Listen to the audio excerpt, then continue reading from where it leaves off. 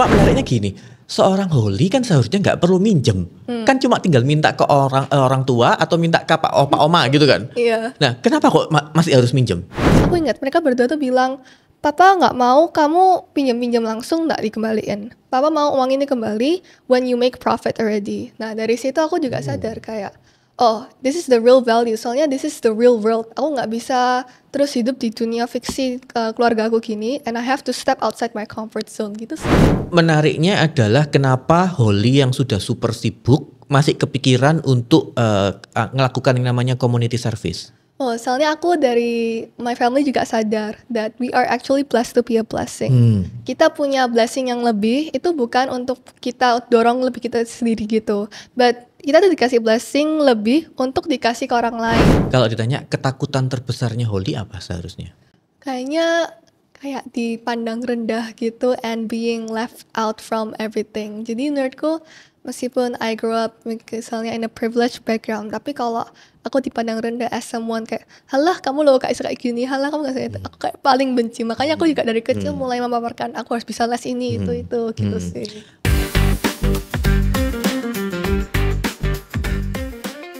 Mitra bisnis kalian, kembali kita bertemu dalam Business Wisdom Podcast. Nah, sebelum kita masuk ke narasumber kita hari ini, diingatkan kembali jangan lupa untuk klik tombol subscribe. Kemudian boleh kasih komen yang banyak supaya kita semakin semangat dalam membuat konten selanjutnya. Nah, mitra bisnis kalian, tamu kita hari ini sangat luar biasa. Topiknya pun juga sangat luar biasa. From discipline to impact. Nah, kita kedatangan Holly Natasha. Selamat pagi, Holly. Selamat pagi. Oke, boleh diperkenalkan dirinya terlebih dahulu. Oke, nama saya Holly Natasha. Saya sekarang umur 17 tahun, baru saja mau lulus SMA. And sekarang saya CEO dari Harus Studio beserta non-profit Eclipse Learns. Oke, masih muda, baru lulus SMA, tapi sudah jadi CEO. Iya. Oke, nah menariknya mungkin kita flashback dulu ke belakang ya, Holly. Bisa diceritakan backgroundnya Holly, masa kecilnya Holly itu sendiri seperti apa? Oke, backgroundnya itu kalau mungkin semua sekarang udah tahu ya, keluargaku itu quite a conglomerate family. Mereka tuh punya banyak sekali companies, tapi justru gara-gara itu pas kecil aku tuh nggak pernah terlalu di-expose ke spoiled money or something like that. Jadi growing up aku tuh merasa aku tuh hidupnya juga normal aja. Mungkin ada ekstra barang 1-2, tapi aku tuh dari kecil gak pernah luxurious things itu gak pernah. And baru di-expose-nya pas sudah mulai growing up gitu ya. Jadi growing up itu my family atau my parents terutama, mereka tuh implement kalau anak-anaknya itu harus independen. Apalagi aku kan kayak cucu pertama, cewek pertama. Jadi mereka tuh lebih mentingin values daripada money, and mereka lebih didik kita untuk menjadi independent, punya integritas, and just be a good person. Nah, artinya ini menarik, Holly, kan kalau kita pahami ya bahwa banyak generasi muda yang dilahirkan dalam keluarga yang sangat berada, tapi akhirnya privilege-nya itu mendapatkan keistimewaan tertentu. Misalnya dimanjakan, kemudian bahkan berpikir masa depannya pun masih belum berpikir, yang penting menikmati hidup saat ini. Ternyata kan Holly nggak kayak gitu. Nah, ketika Holly ngelihat dengan teman-teman yang Holly punya, ada nggak perasaan kok enak ya teman saya tuh bisa kayak gini, tapi kok saya nggak bisa? Karena banyak hal yang harus Holly lakukan. Menurutku enggak sih, soalnya hal-hal yang aku lakukan sekarang terutama itu juga pilihanku sendiri. Kalau buat bisnis, buat non-profit itu my parents sudah angkat tangan, mereka tuh nggak terlalu paksa aku untuk go in this direction. Mereka tuh ya udah, if you can do it, it's good. Tapi if you cannot, kita nggak maksa juga. Jadi kalau lihat dari pressure itu, kalau aku bilang kayak gitu ke temanku kan juga aneh. Soalnya itu kan pilihanku sendiri. Jadi pilihanku sendiri, my responsibilities. Jadi I cannot compare with them yang emang milih untuk nggak melakukan yang aku lakukan sekarang. Nah, kenapa kok Holly punya pola pikirnya seperti itu? Kan kebanyakan anak kan pasti kalau bisa happy-happy, kalau bisa setiap hari ke mall, misalnya setiap hari nonton kayak gitu. Tapi kan Holly punya pola pikir yang unik menurut saya. Kenapa?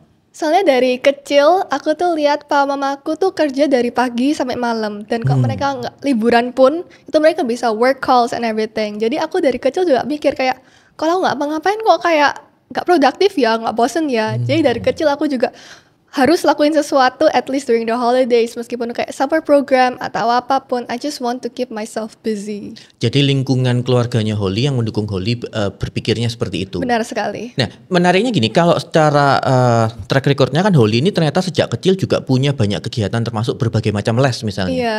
Nah itu buat beberapa orang kan suffering ya, artinya tidak bisa menikmati karena akhirnya nggak punya waktu untuk diri sendiri. Menurut Holly gimana? Kalau aku awalnya emang kayak, aduh kenapa sih harus dipaksa les piano, kenapa sih harus les math gitu-gitu kan.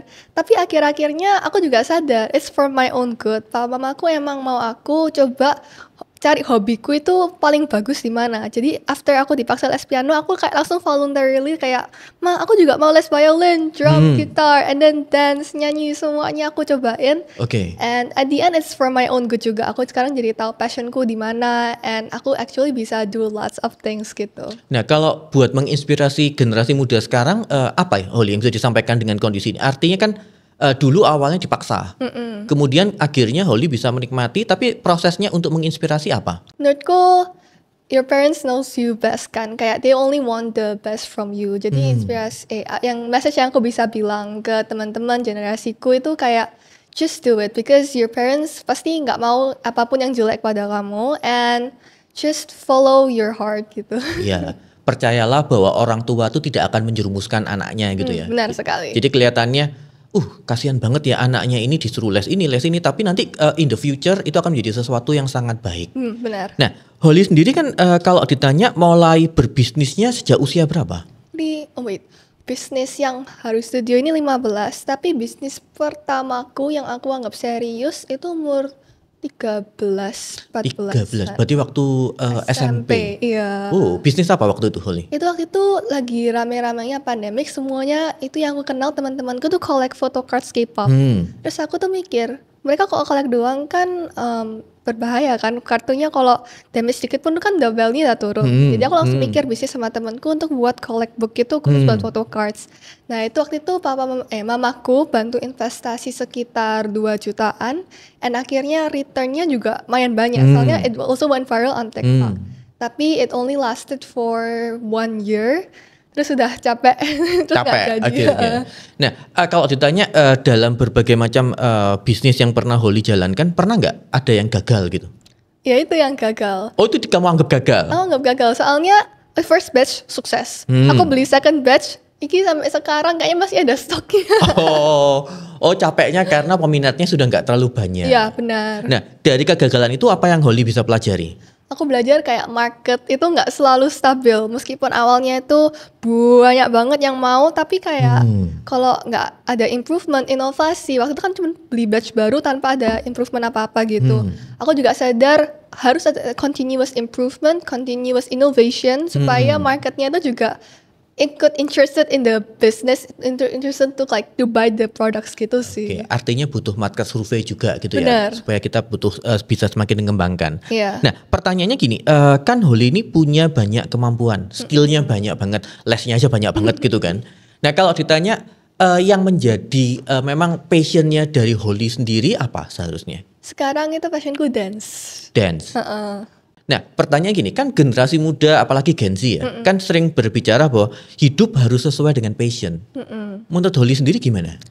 Menurutku hidup sesuai passion itu tergantung juga ya, apalagi kalau mau bisnis dalam bidang passion, apalagi kalau dance itu kan not really that good of a business. Misalnya lihat dari perspektif lain gitu ya. Tapi menurutku kalau passion itu bisa dikembangkan jadi something yang inovatif, kayak misalnya dance, tapi bukan cuma mengajar dance saja bisnisnya, tapi misalnya buat dance studio atau dance company yang bisa menghasilkan banyak uang.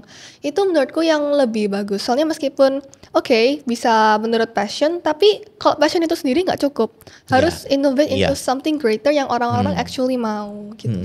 Menurut saya gini, kalau kita melakukan sesuatu pekerjaan sesuai dengan passion itu bagus. Apalagi kalau ditunjang ada kesempatannya ke sana. Benar. Tapi buat generasi muda ketika memikirkan masa depan, jangan cuma fokus ke passion aja. Kadang-kadang tuh ada tanggung jawab, ada sesuatu yang harus dipaksakan dulu. Yes, benar. Nanti suatu saat baru muncul, oh ternyata ini juga passion saya. Karena kan sometimes kan pengetahuannya kita tuh masih terbatas. Iya. Nah ketika pengetahuan kita terbatas, akhirnya kita masih belum tahu. Misalnya kayak Holly dulu, seandainya mungkin nggak les dance, mungkin nggak akan pernah tahu bahwa dance tuh mungkin passionnya kayak gitu. Benar-benar. Nah, menariknya gini, Holly, kalau ditanyakan dari berbagai macam kegiatan yang dilakukan, yang membentuk karakter Holly yang paling kuat saat ini apa? Karakter paling kuat mungkin pas les piano ya. Kayaknya semua orang Cindo yang aku tahu pasti orang tuanya minta les piano. Tapi menurutku bukan pianonya sendiri yang buat karakter lebih kuat, tapi kayak kalau les piano harus lomba kan. Biasanya harus disiplin, harus bisa time management, harus be Disiplin, konsisten. time management, konsisten. Nah, Oke. ini tiga ini pilar karakter yang aku kayak pikir piano itu kasih the value of les piano itu kasih aku kayak gitu. Oh, bagus banget ya filosofinya. Karena gini, biasanya kan orang les piano ya hanya sekedar pingin bisa main piano. Ternyata ada value yang bisa kamu pelajari dari les piano yang belajarnya kan cuma mencet-mencet tuts gitu kan. Soalnya hasil dari les sejak 3-4 tahun deh piano itu.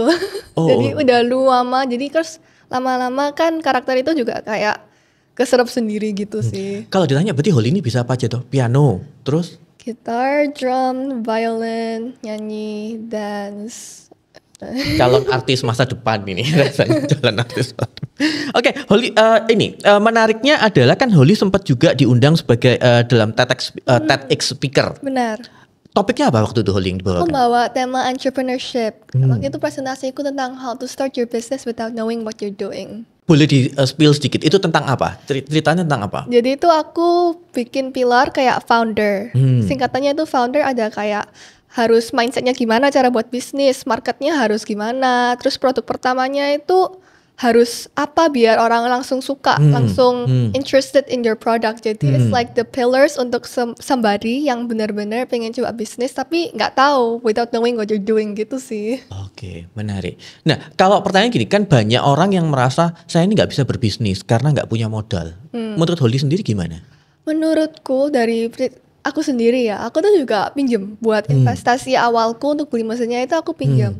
Jadi sekarang now that I paid back the initial investment, itu aku udah berasa, oh bisnis itu nggak harus modal yang besar. Karena sekarang itu di dunia digital bisa pinjam lewat bank. Loans juga nggak terlalu susah banget kan. Jadi tinggal pinjam aja and then kembaliin. Menurutku I think it's really good. Itu bukan jadi suatu alasan bahwa oh aku nggak bisa mulai bisnis gara-gara nggak punya initial investment tuh. I don't think it's a valid reason if we live like in the world now gitu. Ya, artinya modal seharusnya bukan menjadi kendala ya. Benar. Cuma menariknya gini, seorang Holly kan seharusnya nggak perlu minjem.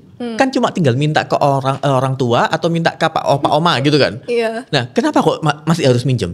Soalnya itu papa mamaku awalnya nggak terlalu mau aku ke dunia bisnis itu secara spoiled gitu loh, kayak punya privilege yang berlebihan. Jadi mereka tuh dari awalnya udah bilang kamu harus pay back papa. Itu kan aku umur 15 pas mulai Haru, jadi aku nggak bisa pinjam ke bank, aku pinjamnya ke papa. Jadi papa bayarin mesinku, and mereka tuh aku ingat mereka berdua tuh bilang papa nggak mau kamu pinjam-pinjam langsung nggak dikembaliin. Papa mau uang ini kembali when you make profit already. Nah dari situ aku juga sadar kayak, oh this is the real value. Soalnya this is the real world. Aku nggak bisa terus hidup di dunia fiksi keluarga aku gini. And I have to step outside my comfort zone gitu sih. Jadi artinya ketika mau mendirikan bisnis ini pakai presentasi segala macam kayak gitu. Iya benar-benar. Oh. Jadi aku harus kayak pitch ke papa mamaku kenapa aku harus buat bisnis ini. Terus ada adjustment dari investor. Ada. Mereka kasih aku bener-bener real world bener ya. Iya. Oke.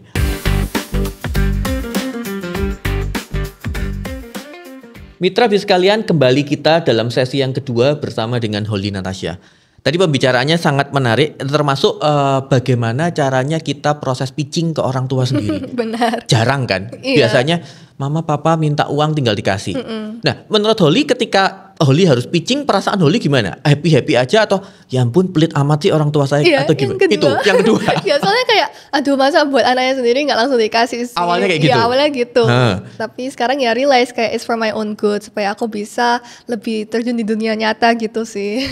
Susahnya apa Holly ketika itu? Susah pitchingnya.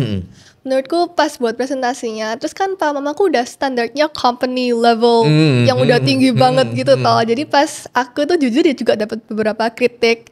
Dan aku waktu kan masih muda, so aku agak susah terima kritiknya. Jadi jujur itu bagian paling susahnya, terima kritik dari orang tua. Tapi now I know that it's for the best. Dan orang tua kan biasanya kalau sama anak kan lebih terbuka ya. Ngomongnya sudah nggak ada remnya sama Iya. sekali. Ini jelek kayak gitu-gitu Iya, kan, iya, lebih benar. terbuka. Nah, Holly menariknya kan dalam CV-nya Holly kan ada tentang STEM education. Boleh dieksplor nggak itu apa? Jadi itu organisasi non-profitku sama teman-temanku. Nah, aku buat suatu organisasi ini untuk mengajar anak-anak seperti di panti asuhan atau sekolah yang gratis gitu. STEM education itu basically science, technology, engineering, and math. Kita tuh membuat bukunya itu mengajar anak-anak science tapi dengan eksperimen. Karena aku sendiri sadar kayak sains tuh kalau nggak ngapa-ngapain kan bosenin kan. Cuman teori doang, baca-baca semua, aduh the worst. Jadi aku juga mikir anak-anak ini misalnya kalau belum pernah exposed to STEM, mereka kan pasti harus butuh something yang make them ini actually interesting loh. Iya, benar-benar. Jadi aku sama teman-temanku waktu itu langsung plan, misalnya fisika gimana cara membuat mereka ngerti listrik itu kayak gimana. Nah, eksperimennya itu pakai yang baterai, light bulb, terus bisa nyala, pakai saklar gitu sih. Menariknya adalah kenapa Holly yang sudah super sibuk masih kepikiran untuk melakukan yang namanya community service. Soalnya aku dari my family juga sadar that we are actually blessed to be a blessing. Kita punya blessing yang lebih, itu bukan untuk kita dorong lebih kita sendiri gitu. But kita tuh dikasih blessing lebih untuk dikasih ke orang lain. Itu yang papa mamaku pernah cerita pas aku kecil. Jadi aku pas tahun lalu buat Eclipse aku tuh kayak keinget, oh ya, I have an extra blessing, maybe I can give them what I know. Soalnya aku kan mau plan a major di engineering. Jadi sekalian aku implement dan practice my engineering skills sambil ngajar ke anak-anak gitu sih. Tapi ini konsepnya menarik, Holly. Pola pikirnya adalah diberkati untuk memberkati kan berarti. Artinya kan jarang orang yang mau peduli dengan orang lain. Tapi kalau Holly dengan umur yang segini aja sudah mau peduli dengan orang lain, harapannya ini bisa menular juga ke generasi yang lain. Bener, aku berharap ini kan sekarang lagi cari generasi baru yang dipimpin sama adik-adikku. Jadi aku berharap supaya the next generations itu nggak cuma juga melakukan volunteering for CV atau resume mereka gitu, tapi juga actually from their heart supaya anak-anaknya kayak get touched by it gitu sih. Oke, nah ini mungkin pertanyaan yang juga paling banyak mungkin sering ditanyakan oleh netizen. Holly kalau dilahirkan dengan keluarga nama besar yang sangat terkenal di Indonesia ini, stres nggak? Kalau bisa saya nggak usah pakai nama family name kayak gitu atau gimana menurut Holly? Menurutku ada sih pressure-nya recently sih, tapi dulu kan gak terlalu di-expose gitu ya my family. Jadi pas growing up aku juga kayak merasa normal. Tapi nowadays menurutku stres itu enggak, tapi adanya tuh kayak pressure gitu ya kayaknya. Soalnya everyone expects, oh ini loh Holly dari keluarga yang bagus kayak gini, dia pasti kayak gini gampang lah. Kayak gini dia bisa lakuin lah, dia kan punya privilege. Kata-kata privilege tuh kayak gampang banget dilemparin.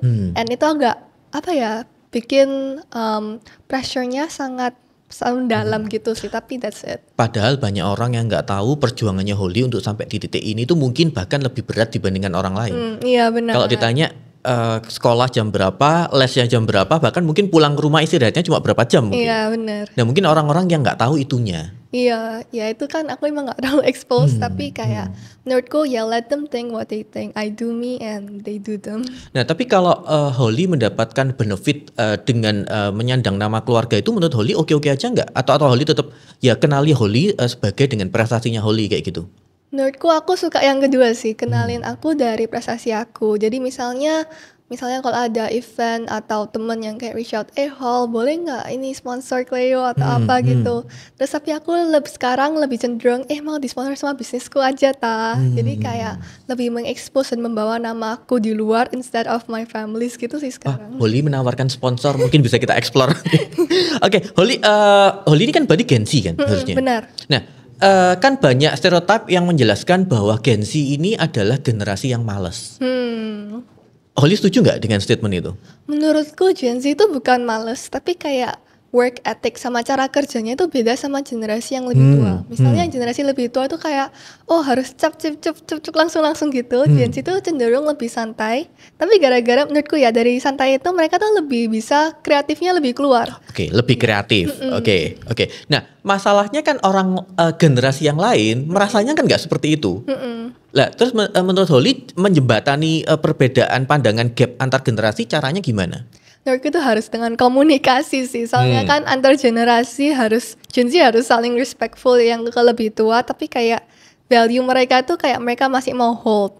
Nah, dari sini juga agak susah. Yang penting mereka harus komunikasi, talk about their advantage, disadvantage, how can they work together. Itu menurutku jembatan yang paling fragile dan paling dibutuhkan sih. Oke, kalau ditanya kelebihannya Gen Z apa menurut Holly? Lebih kreatif, and then lebih menurutku mereka lebih fleksibel. Fleksibel. Kayak working times and everything. Terus terakhir mereka tuh lebih inovatif menurutku ya. Jadi soalnya mereka lebih think out of the box. Ya, dan terpapar teknologinya kan sudah sangat luar biasa. Nah, itu sisi positifnya. Kalau sisi negatifnya? Sisi negatif deh. Ini kayak selen gitu sendiri ya. Kalau misalnya lihat dari aku dan lingkunganku, sisi negatifnya itu kita nggak suka dipandang salah. Jadi kalau misalnya ada yang criticize kita, kebanyakan dari kita tuh kayak lebih mangkel, kayak lebih ini loh harusnya kita yang benar juga. Dan itu kayak one of the things that I think we have all to improve kan. Terus yang kedua mungkin gampang nyerah. Misalnya kalau aku coba bisnis terus gagal, terus kayak ya udahlah gitu aja, artinya I'm not meant for business. Kayak itu menurutku a value yang harus dibuang karena it's not good. And gitu sih. Nah, artinya kalau Gen Z ini agak susah untuk dikritisize, artinya cara mengkritisize Gen Z ini paling idealnya seperti apa menurut Holly? Menurutku awalnya ya dibaik-baikin dulu. Oke, nggak bisa langsung diserang. Iya, menurut saya Gen Z lebih sensitif banget kan, apalagi dengan social media. Kalau misalnya dikritisize langsung kan, besoknya isa viral di TikTok tiba-tiba. Not good gitu sih. Oke, harus dibaik-baikin, harus ngerti perasaannya dulu benar, dipahami artinya. Nah, susahnya kan gini Holly, kadang-kadang tuh kan Gen Z ini mudah bosan. Iya. Nah, cara membuat supaya Gen Z ini tidak mudah bosan, apa yang harus dilakukan? Menurutku ya, advice-nya sebagai orang yang mamaku bilang aku tuh gampang bosen, kayak gampang banyak sports and everything. Menurutku kayak have to find the passion to always improve in one thing. Kayak misalnya aku mulai basket. Nah, basket itu aku sebagai orang yang gampang bosenan, mungkin aku bulan saat itu bisa main soccer atau apa. Tapi menurutku kata mamaku kayak if I have the goal misalnya untuk to continuously improve di basket, kan gak bakal jadi gantian gitu kan. Jadi gak bakal bosenan, tapi bakal try to improve the skill. Menurutku harus punya mindset yang kayak gitu sih. Artinya harus didukung oleh lingkungan yang suportif ya. Benar itu juga. Supaya bisa mengarahkan. Iya. Karena seharusnya mungkin Gen Z ini benar tipe-tipe yang mudah bosan. Tapi kalau ada yang mengarahkan, mungkin mereka juga berpikir. Karena kan logika berpikirnya mereka seharusnya jalan banget. Iya, benar-benar. Nah, kemudian tadi kalau kekurangan yang kedua, solusinya apa, Holly? Nyerah, menurutku solusinya ya harus ditanamin mindset untuk gak nyerah gitu ya. Soalnya menurutku itu gak bisa dengan kata-kata don't give up. Menurutku tuh kayak ya udah. Iya, itu agak-agak ya kita tahu sih jangan menyerah kayak gitu, tapi kan gak segampang itu. Tapi kalau perspektif saya agak beda, Holly. Seharusnya Gen Z ini bukan mudah menyerah, tapi karena udah bosannya itu. Iya, itu juga sih. Nah, karena bosan jadi akhirnya udahlah nggak menghasilkan segala macam kayak gitu, ganti aja ke yang lain. Iya, benar. Itu juga salah satu faktor kayak menyerahnya kan. Karena mudah bosan. Jadi yang perlu ditanggulangi itu mudah bosannya dulu harusnya. Iya. Nah, kemudian kalau rekomendasi atau masukan buat Gen Z sendiri dari Holly apa? Yang perlu dilakukan Gen Z ini apa sih? Menurutku baca buku ya kayaknya. Waduh, Gen Z suruh baca buku. Masih zaman Gen Z baca buku. Iya, soalnya nggak tahu sih, tapi aku sama teman-teman friend groupku itu kita saling pinjam buku. Jadi aku kemarin tuh baru pinjam buku kayak Diary of a CEO. Jadi aku juga masih terexpose by buku itu actually valuable and can give you something that real life cannot. Literally buku yang. Iya, buku gitu. Saya pikir kalau Gen Z itu sekarang sudah pakai yang online gitu bacanya. Kalau aku personally kalau online udah kayak cuman page 1 langsung kayak aduh males. Langsung ke distraksi buka Instagram. Iya, kalau saya ya. Soalnya kan kalau buku kan enak bisa dicoret-coret segala macam kayak gitu kan. Sosial media, Holly. Menurut Holly, sosial media itu dampaknya positif atau negatif buat Gen Z?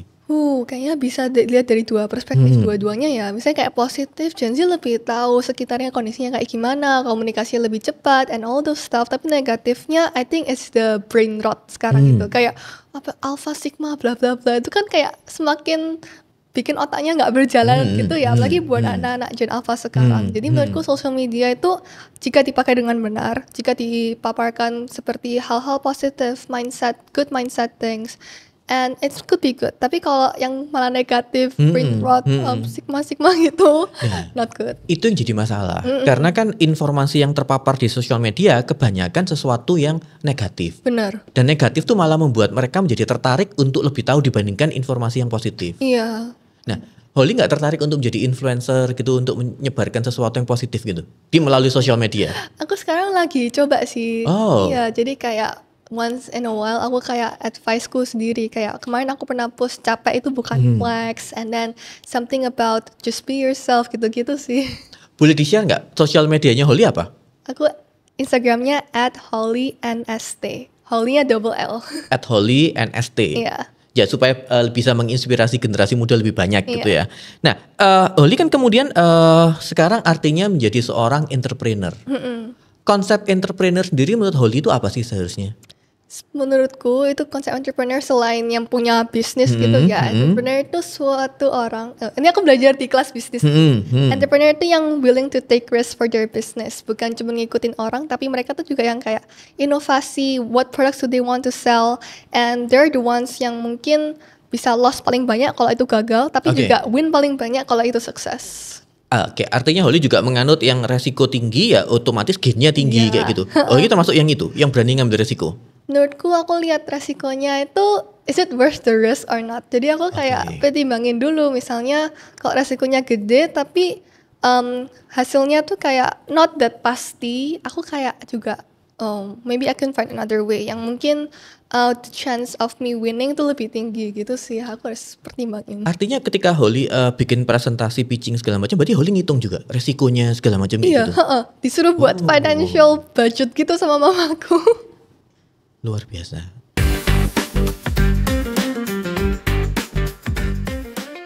Mitra bis kalian, kembali kita di sesi yang ketiga bersama dengan Holly Natasha. Ini luar biasa Holly. Kalau entrepreneur pasti harus punya bisnis. Nah, bisnis yang Holly jalani saat ini apa? Bisnis utama yang aku sekarang jalanin itu harus studio, it's a self photo booth gitu. Nah, kenapa kok tiba-tiba kepikiran untuk bikin Harus Studio ini? Oh, soalnya waktu itu aku lagi kebetulan trip sama sama makku sama adekku berempat ke Korea. Terus kita tuh walk the street kayak di Hongdae kayaknya. Di setiap toko, mungkin setiap jalan gitu ya, kita lihat samping kiri kanannya. Iki kok foto booth semua ya. Terus kan aku sama makku itu kayak suka banget foto, kita langsung foto. Terus waktu itu sadar, loh Surabaya kok nggak seramai ini ya, mungkin ada marketnya tapi emang belum ada foto boothnya. Jadi dari situ aku kepikiran waktu itu aku chat mamaku malam-malam, Ma ini aku boleh nggak buat bisnis foto booth gitu sih. Oke. Dimulai dari hobi travelingnya, bisa munculkan ide untuk kita jalankan bisnis. Nah, berarti Harus Studio ini didirikannya kapan? 2023 Agustus itu baru mulai jalan. Pertanyaannya, sudah BEP belum? Udah. Oh sudah, luar biasa. Oke, berarti modalnya orang tua sudah kembali ini. Udah kembali. Nah, ketika modalnya dikembalikan, respon orang tua apa, Holly? Oke, thank you all. There's no plan there. Mereka udah expect aku untuk mengembalikannya anyways. Periode berapa lama, Holly?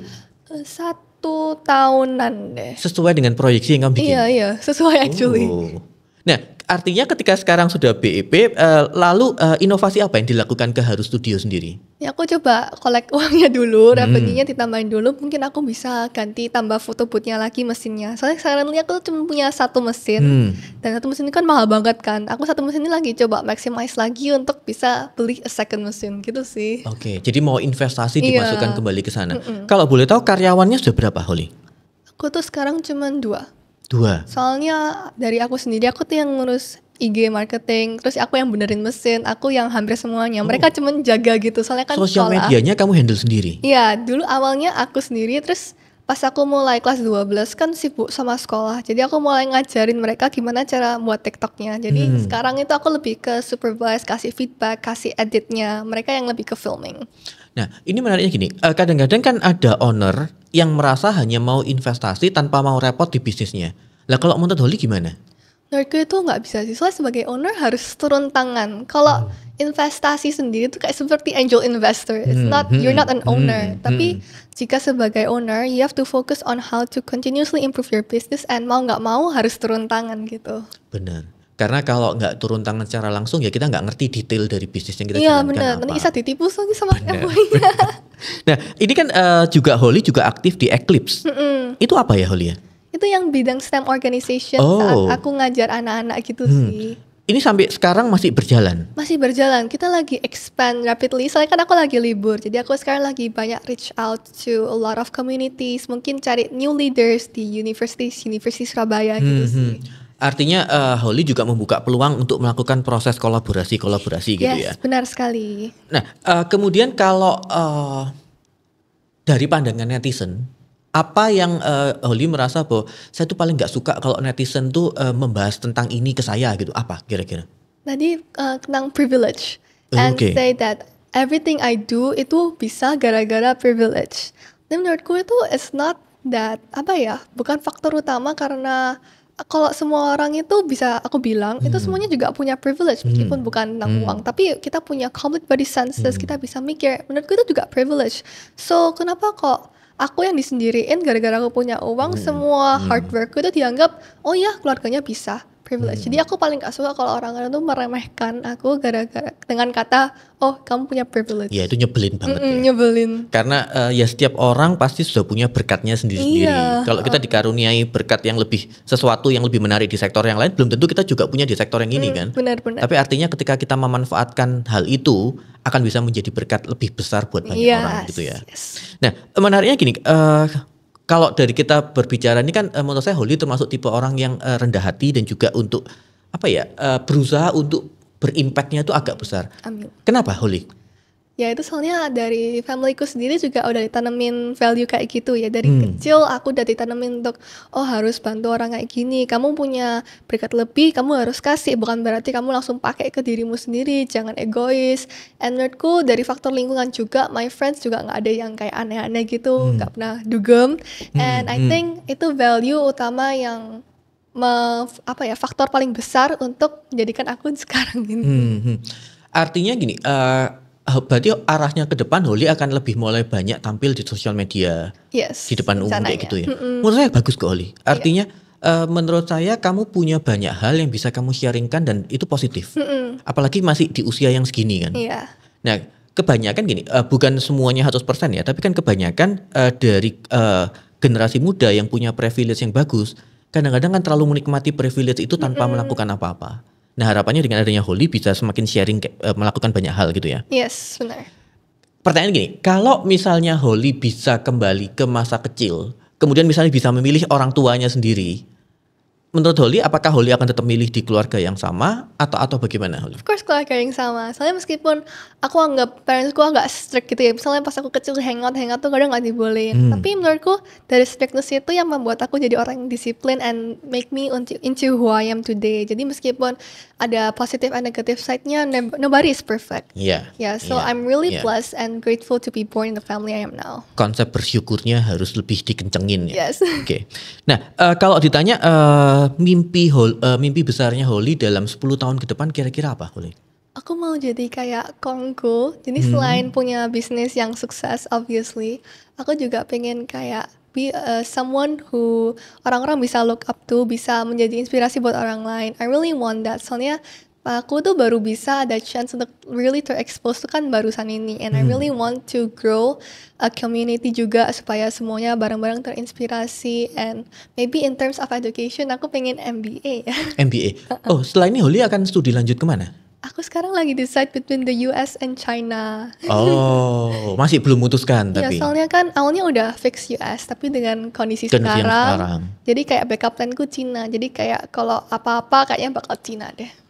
Tapi majornya ngambilnya bisnis, Engineering. engineering. Iya. Oh, Ya. spesifiknya apa Holly? Engineering apa? Aku planningnya kayak papaku electrical. Oh, kenapa? Kenapa kok milih ke electrical? Soalnya aku suka aja kayak pas rakit-rakit. Misalnya aku dapat opportunity research gitu ya. Aku lebih suka ke rakit-rakit daripada chemistry and mixing chemicals and those stuff. Apalagi biologi, aku kayak benci banget sama biologi. Tapi actually kalau rakit-rakit meskipun aku nggak the best di physics, tapi kayak it gives me a sense of enjoyment gitu sih. Oke, lebih intinya mencari sesuatu yang memang dinikmati gitu Iya ya. bener. Kalau secara bisnis Holly, ada bayangan nggak? Tadi kan ada harus studio kayak gitu. Kemudian mungkin 3 tahun ke depan saya mau bikin bisnis baru apa, sudah ada ide nggak? Belum sih. Belum kebayang, Masih lagi fokus pingin. sekarang. Oh soalnya kamu juga mau keluar ya Iya, untuk studi lanjut. heeh. Oke, pertanyaannya gini, apa arti integritas buat seorang Holly? Menurutku integritas itu apa aksi seseorang kalau nggak ada yang lihat. Jadi meskipun di depan orang, oh iya, hai, hai, oh iya aku lagi baik kok. Tapi integritas itu actually what happens behind the curtains. Mereka tuh aksinya gimana? What do they do when no one's looking? Apa mereka actually mencuri or do some bad stuff? And itu menurutku value integritas itu mulai dari situ. Kalau Iya. bisa nggak menjadi orang yang sama, yang integritas, even when no one's looking. Setuju. Artinya kalau atasan ngelihat nggak mungkin tidur di kantor, tapi ketika Iya. nggak ngelihat juga jangan tidur di kantor. Iya, gitu kan benar. artinya. Menarik. Ini kayak saya berhadapan dengan pebisnis yang sudah punya pengalaman. Berarti usianya harusnya sudah lebih tua daripada yang sekarang berarti. Nah, Holly, kalau mau bisa ngasih pesan ke generasi muda sekarang, apa yang mereka perlu persiapkan, apa yang perlu mereka lakukan? Menurutku ya, especially to those yang pengen start a business, itu kayak just start. Kalau terlalu stop di overthinking, apalagi kayak Junzi kan kadang suka overthinking. And aduh bisnisnya sukses atau enggak ya, aduh what should I do now, aku masih belum sehebat mereka. Menurutku just start, because the first step itu yang kadang paling gampang dan paling susah juga. Tapi along the way pasti improve kok. Menurutku there is no stagnant process, but you as a person and your business probably you will continuously improve. Jadi my message to all of you friends out there is just to take the first step gitu sih. Oke. Kalau ditanya ketakutan terbesarnya Holly apa seharusnya? Kayaknya kayak dipandang rendah gitu and being left out from everything. Jadi menurutku meskipun I grew up misalnya in a privileged background, tapi kalau aku dipandang rendah as someone kayak, halah kamu loh kayak gini, halah kamu gak itu, aku kayak paling benci. Makanya aku juga dari kecil mulai memaparkan aku harus bisa les ini itu gitu sih. Lihatlah Holly dengan prestasinya gitu Iya, kan. Jangan mengunderestimate setiap orang. Artinya ini berlaku buat semua orang kan. Ketika kita menghadapi siapapun ya kita jangan merendahkan orang lain karena Yes. orang lain, setiap orang tuh pasti punya kelebihannya sendiri. Jangan cuma ngelihat kejelekan dari seseorang. Yes, benar. Oke, Holly, kalau disuruh lebih memilih sukses besar atau lebih milih berdampak nyata? Pertanyaan yang susah. Tapi menurutku ya dampak nyata. Saya dampak nyata pasti kan suksesnya besar. Artinya kamu milih dua-duanya ini. Tapi technically kalau dimulai dulu pasti sukses besarnya nanti aja. Soalnya dampak nyatanya sekarang itu lebih to now. Kayak what is happening right now? What can you do right now? Kayak daripada memandang goal-goalnya saja. Jadi kayak dampak nyata lebih important sih menurutku. Oke, kamu lebih berharap memberikan dampak yang lebih besar ke society lingkungan kayak gitu-gitu ya. Oke, bagian akhir Holly, untuk mitra bisnis, pebisnis kalian kira-kira motivasi apa yang bisa dilakukan? Terutama dengan kondisi ekonomi yang semakin berat, semakin tidak jelas seperti ini, kira-kira apa yang harus dilakukan? Menurutku find your own timing ya. Meskipun orang-orang bisa lihat orang-orang teman-teman kayak waduh udah sukses banget ya, waduh mereka udah punya bisnis A, B, C. But I'm sure everyone has their own timing. Jadi and the timing is always perfect. And what happens pasti happen. It all happens for a reason. Menurutku jangan terlalu aduh kayak apa ya, aduh aku kok lagi gagal ya, aku lagi losing ya, aku kok lagi gak sukses ya. Menurutku there will be a time where you will rise. There will be a time where you will continuously improve and at the end you will be on top. Jadi menurutku just don't give up. The way the journey is hard. Kalau nggak susah semua orang kan jadi sukses. Jadi the journey if you want to be successful it's hard but if it's really doable gitu sih. Oke, artinya kalau ditanya apa arti gagal buat Holly? Gagal itu sebuah pembelajaran menurutku. Soalnya saat gagal, you take a step back. Tapi akhirnya if you're able to get over that step and terus improve, menurutku itu yang menjadi pembelajaran. Jadi I don't take gagal as something, aduh I suck, I'm not good as a person. Tapi I take it, oh aku lagi mundur di sini. How do I multiply and take another 3 steps forward gitu sih. Luar biasa Holly. Terima kasih buat sharingnya, sukses buat kedepannya apapun yang Holly lakukan. Ini adalah generasi muda yang akan menjadi seorang sukses di masa depan. Amin. Oke, mitra bisnis sekalian, saya tutup dengan bahwa privilege itu bukan alasan Anda untuk menjadi malas, tapi tanggung jawab untuk mampu memberikan dampak. Saya Ronald, Saya Holly. sukses selalu untuk Anda.